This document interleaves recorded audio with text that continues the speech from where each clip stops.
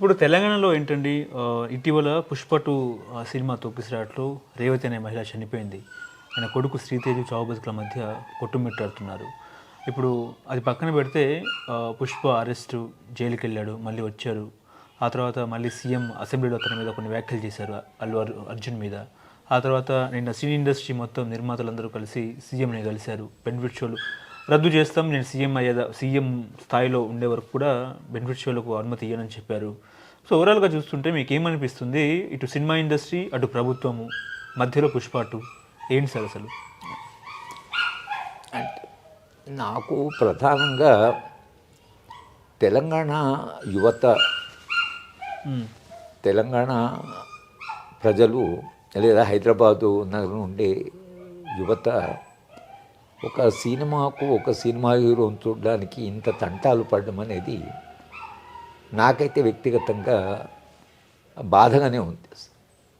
ఒక ఒక ప్రాంతానికి, ఒక రాష్ట్రానికి పోరాడిన యువత, పోరాడి తెచ్చుకున్నటువంటి యువత ఓ సినిమా హీరోను చూడడానికి అంత పెద్ద ఎత్తున పోవడం, మహిళలు పోవడం, ఆమె పిల్లోని తీసుకొని పోయింది. సో నిజానికి సమస్య నాకెప్పుడు ఎందుకు ఇంత పిచ్చి, అసలు ఆయన చూడాలనే ఈ పిచ్చి ఏమిటో మనకి అర్థం కాదు. కానీ మొత్తంగా అక్కడ జరిగిన సంఘటన అయితే అక్కడ ఎవరు తప్పు ఏమిటి అనే దానికంటే కూడా ఒక మనిషి చనిపోయింది, పిల్లవాడు హాస్పిటల్లో ఉన్నాడు. అంతవరకు మనము సరే ఆ కుటుంబం పట్ల ఏ కారణం వల్లనైనా ఆమె పిల్లోని తీసుకొని సినిమాకు పోయి చూడడం, ఆ సంఘటన తప్పించి తప్పకుండా అది ఒక విషాదమైన సంఘటన. కానీ దాన్ని ఎందుకు ఇంత రాజకీయం చేశారనేది ఇంకా కొంత మనకు సమాచారం రావాల్సింది. అంటే లోపల ఒకటి ఏమిటంటే సినిమాకు తర్వాత రాజ్యానికి మధ్యన నిరంతరం అంటే పోటీ ఉంది. ఒకవైపు రాజకీయ నాయకుల పబ్లిసిటీ, ఇంకోవైపు సినిమా హీరోల పబ్లిసిటీ. సినిమా హీరోకు వెళ్ళినంత ఉత్సాహంగా రాజకీయ నాయకులను చూడడానికి రావడం లేదు. రాజకీయ నాయకులు ఇట్లా అట్రాక్ట్ చేయలేరు, హీరో అట్రాక్ట్ చేసింది. అది వాళ్ళు బాగా ఎదిగారు. పబ్లిక్ అట్రాక్షన్ వైజ్ ఒక సినిమా హీరోకు ఉండేంత అట్రాక్షను రాజకీయ హీరోకు లేదు ఇప్పుడైతే.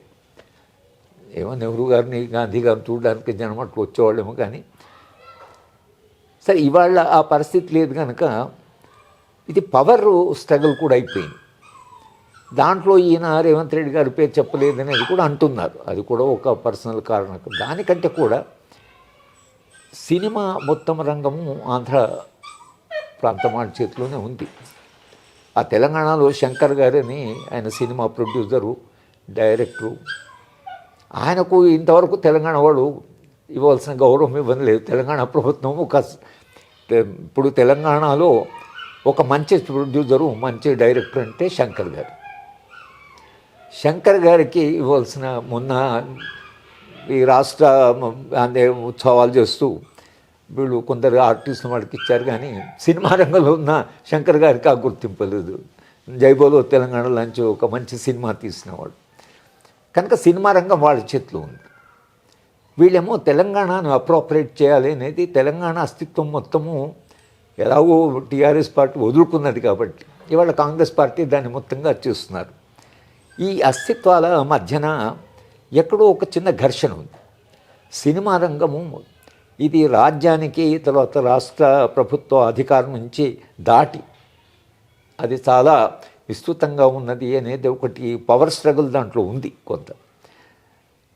కనుక వీళ్ళు కేర్ చేయడము ఇది ఏమిటనేది, రాష్ట్రము మన చేతిలో సినిమా రంగం ఉండాలి, లేదా సినిమా రంగము కాస్త రాజ్యానికి లొంగి ఉండాలి అనేటువంటిది ఒకటి ఎక్కడో వీళ్ళకు ఉంది.